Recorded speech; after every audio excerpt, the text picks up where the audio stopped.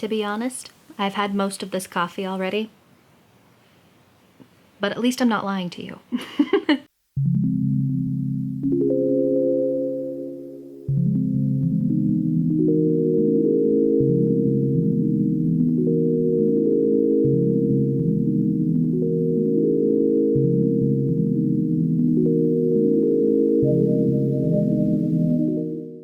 Good morning, everybody! Welcome back to the morning show where we try to reset ourselves for the week just in case Monday and Tuesday weren't the best. Today, we are getting out of this house for a minute and doing a self-care routine because I had a pretty stressful week. You couldn't pay me to get out of the mood that I was in. I find that whenever I'm having a really bad week, if it's not fixed on Monday, if it's not fixed on Tuesday, if it's not fixed the rest of the week, it means that I need to do something different. And I need to get my mind completely out of the body that I'm in and just reset. So I'm gonna be taking you all around Pasadena and showing you all of the places that just make me visually happy. Visual aesthetics, they always put me in a good mood. So without further ado, let's get on into this morning.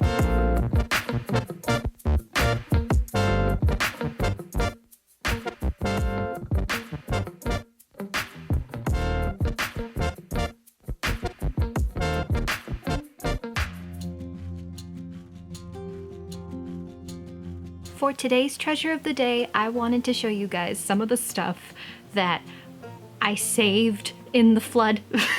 It's a little wet, it's all a little bit, just like the tiniest bit damaged, but for the most part it's pretty saved. As most of you know via a very panicky video that I posted up on YouTube a couple of days ago, my bathroom was flooded because of a pipe that just decided to burst and fire hydrant itself all over my bathroom and my closet for like 12 minutes until the fire department came, shut everything off, and then sucked up all the water.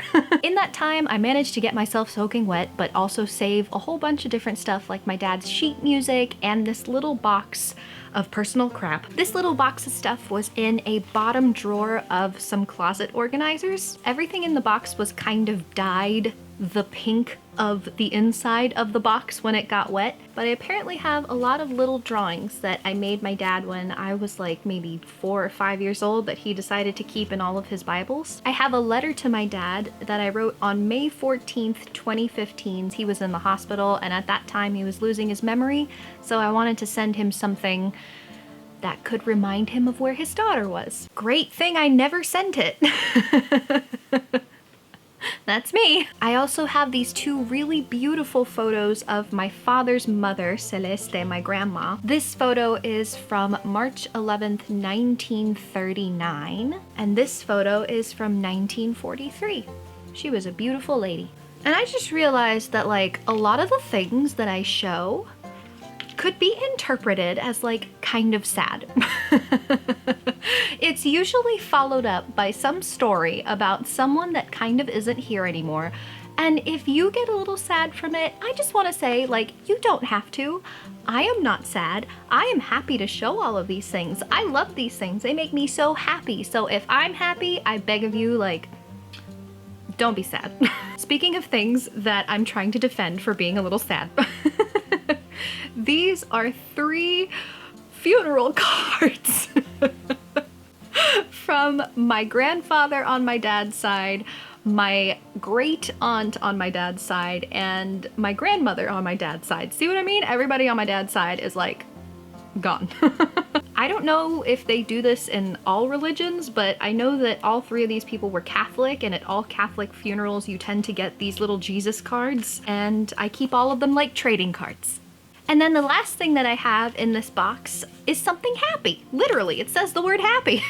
I have a lot of these little cutouts from a video that I did a while back. If you haven't seen this video, I just want you to go check it out. It was a video called How to Find Your Passion. And in that video, I did a little stop motion animation with all of these little cutouts. I would love to see some of you guys' treasures if you ever have a treasure of the day. If any of you have treasures that you want to share to me, please tag me as Gaby Possible because I would love to see your treasure of the day. You're always seeing mine.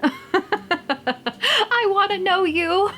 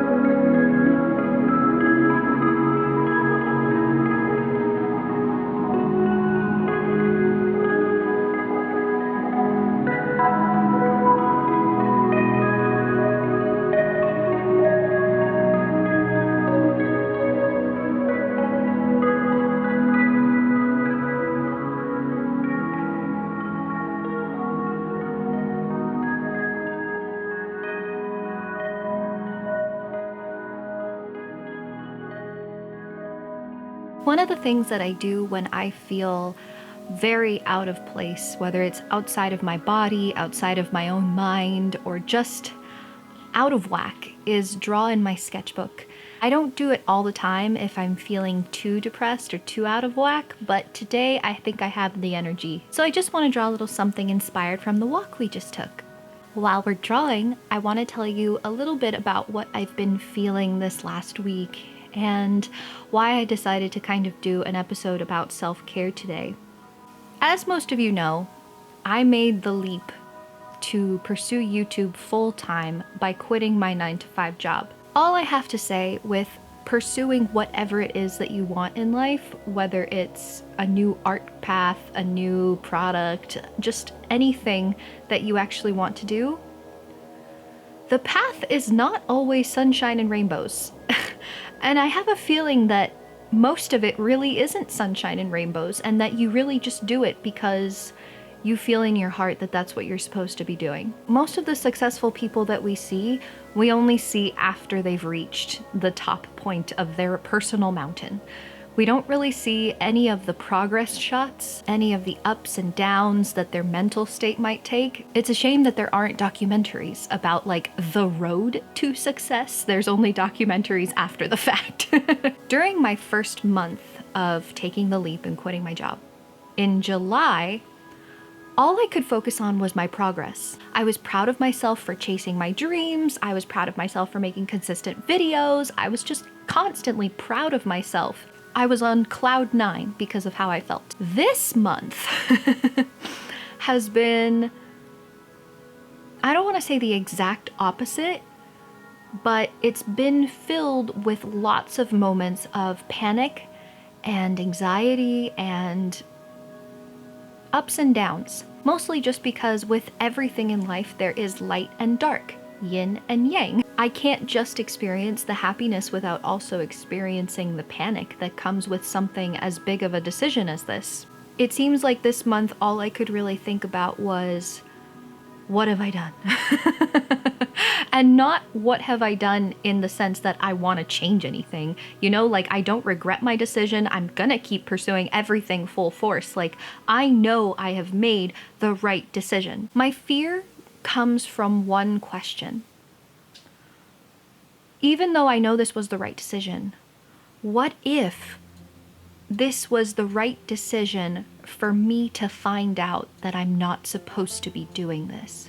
If I'm too stubborn to not understand that I'm not meant to be a full-time artist or a full-time YouTuber, and there's no other way for the world to show me that I'm not meant to be this, what if the only way for me to find that out is actually trying and then coming to terms with it over the course of a lot of failed months or years? When I say it, it sounds ridiculous. And it is. It's a ridiculous question and it's a ridiculous statement. I don't think that that is the actual truth. But regardless of whether or not it's the truth, it's how I've been feeling this month. Your shadow can say some of the most conniving, deconstructive, horrible things to you that you will tend to believe until you knock yourself out of it. And I keep telling myself, you know, it's only the second month, Gabby. You really need to just calm down because it's only the second month. But like I said, you don't have that many documentaries on people going through the process. You only have documentaries and evidence of people after they have become successful. I had a moment with Andrew when he came home the other night. He started telling me all about his day at work and his job and how he was feeling. And the whole time when he was talking, I was just like,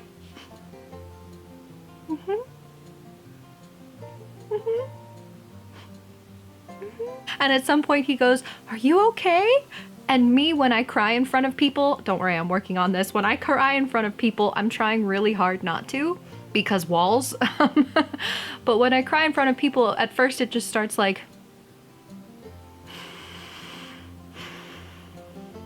and then he goes, "Gabby, it's okay to be scared." And I just go, "I'm so scared." And I started doing this kind of like chest heaving type of sobbing in his arms. So the first thing I would say as a form of self-care when you are scared of something or when you are really sad is to actually, like, tip one, feel the emotions that you're feeling. You don't have to hold back your fear. You don't have to hold back your sadness. It felt so good to just kind of admit my terror and talk to him about just everything that I've been thinking this month. There's a lot of fear that comes with taking the leap to do anything that you want to do. There's the fear of never having money again. There's the fear of failure. There's the fear of success. Mostly for me, there's the fear of just never figuring out what I'm doing. Like, all this month has been a month of trial and error, and I just have no idea what I'm doing. I think part of the reason why it's affected me so much mentally this month is because if you watched my video about my full scholarship to Art Center and like how I lost it and got it back, all that story really is a story about someone who is so afraid of people seeing her fail. And what have I been doing publicly for like the last 2 months? Not necessarily failing. I don't think I've been failing at all, but what I've been doing is not being perfect. And that in itself has always been terrifying for me. I feel like with more years that progress and the more that I work and the more that I put myself out there, that fear seems to kind of dwindle down and wither away, but it doesn't mean that it's gone completely. And after I posted that video about my scholarship, I just dipped in my mood entirely. I could not get myself out of the bad mood for the rest of the day and for the day after that, because that story is such a huge example of a big mistake that I made. And the fact that I had made it public and then posted it to like my Facebook where my old teachers could see it and where, you know, people whose opinions I don't even care about could see it. Just the fact that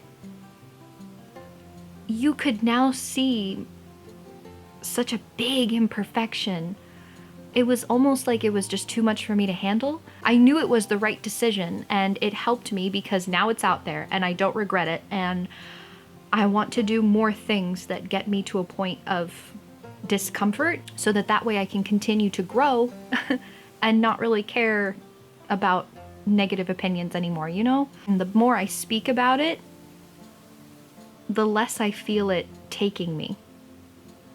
And the more free I feel to just feel more positive emotions. Whenever I do feel a lack of focus, a lack of clarity, feeling like I don't know who I am or what I'm doing, feeling like a lost little child, I like to sit down and write. And I like to talk to people and just have a good bitching session. Like, my best friend, when I go to her house like every Thursday, one of the things that we like to do is just bitch. Bitch, bitch, bitch, bitch, bitch, like a couple little crows. Like, I'm a Miami Cuban, okay? First of all, that's one of the things that we do best. And second of all, there is nothing like a nice constructive bitching session to just get it all out there and get it out of the way. Even if it wasn't a bad week, if there was just something on your mind that was just taking over your entire psyche, just a moment to just it's over. It's done. Now you can focus on, you know, what else happened to your friend that week? What was good about the week? Oh, look how cute your outfit is. I love what you're wearing. Like, actual important things, you know? I also really like to limit the purposes of my technology whenever I'm in a certain mood. For example, like, I don't really like to be on social media very much when I'm in a mood, but I might like to watch cartoons or watch a movie, just sit down with some hot chocolate and like take a moment to breathe. I like to do face masks and go to the garden. You know, if I need to turn off and go to sleep because I really just can't handle the day, then I often just tell myself that it's okay. You know, you're allowed to do that. You are allowed to just turn off if today's just really not for you. I would love to know what some of your self-care routines are when you feel like you're not having a bad day. That's the question of the day. Yeah. Tell me in the comments what your self-care routines are like. I would love to know. The road to what you want is not a straight line. It's more like a heart monitor of someone under cardiac arrest. And that's okay. It's time to embrace it and love yourself through the entire process. I love you guys. I will see you on Friday in my next video, and I hope you have a wonderful week. Goodbye!